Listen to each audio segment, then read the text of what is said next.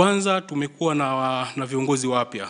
Kwanza Januari 21 kwa upande wa Zanzibar tumekuwa na viongozi wapya, lakini hatuoni au hakuna mkakati wowote ambao sisi unatuongoza katika kufanya kazi zetu hizi za kisiasa. Lakini pia sio tu mkakati wa ndani, lakini hata ule mkakati wa kisiasa kuona sasa tumemaliza uchaguzi kama chama tuna mkakati gani kuenda mbele. Sasa tumekuwa kama tuna hofu labda huenda hii Chadema ya sasa haina mpango wa Wazanzibari, hauna mpango madhubuti wa kuwasaidia Wazanzibari katika kutafuta haki na mamlaka yao kamili kama ambavyo ilikuwa huko nyuma. Tumekuwa na wakati mgumu sana wa kiutendaji wa pale makao makuu. Mtakumbuka sisi wajumbe wa secretariat, mwenyekiti wetu wa kikao cha secretariat ni naibu katibu mkuu Zanzibar.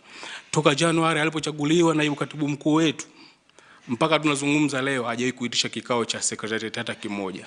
Angalau kuja kutueleza tu kuna 1 2 3 anahitaji tulifanyie kazi, au mkakati wake kutueleza kama naibu katibu mkuu kuja kufanyia kazi, au chochote kile ambacho labda ametuita sisi kikao. Tumejikuta tunakosa mwongozo jinsi gani ya kuenda zetu mbele kama secretariat. Chama chetu kimepoteza mvuto na mwelekeo, kwani hakuna shughuli yoyote ya kisiasa ambayo imefanywa tangu Januari 25 mpaka sasa. Tumejaribu kuomba sana toka tumalize uchaguzi mkuu wa ndani ya chama angalau kufanya retreat basi ya viongozi, kutoa mustakabali wetu.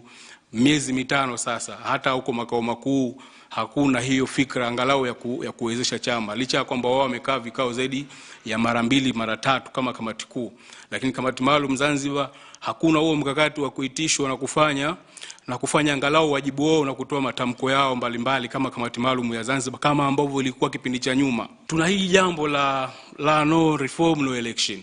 Kimsingi Watanzania mnaelewa Zanzibar kuna tume ya uchaguzi yake na bara kuna ya muungano ina tume ya uchaguzi yake na sheria pia ziko tofauti. Tumekuwa na hofu hili jambo ambalo linazungumzwa la no reform no election kama kwamba kuna ushirikishwaji mkubwa wa maamuzi ya Wazanzibari kwenye hili jambo, lakini ushirikishwaji kwenye haya maamuzi chombo cha Zanzibar hakijashirikishwa toka Januari hii, toka uchaguzi umalizike mpaka leo kwenye hili jambo hakuna. Kwa hiyo tuna hofu na kupotea kwa haiba ya chama kutokushiriki uchaguzi, kitu ambacho sisi malengo ya chama kama mpango mkakati mkuu wa chama uliokuwepo pale makao makuu Zanzibar 2025 kukiingiza chama kwenye uchaguzi kwa 100%.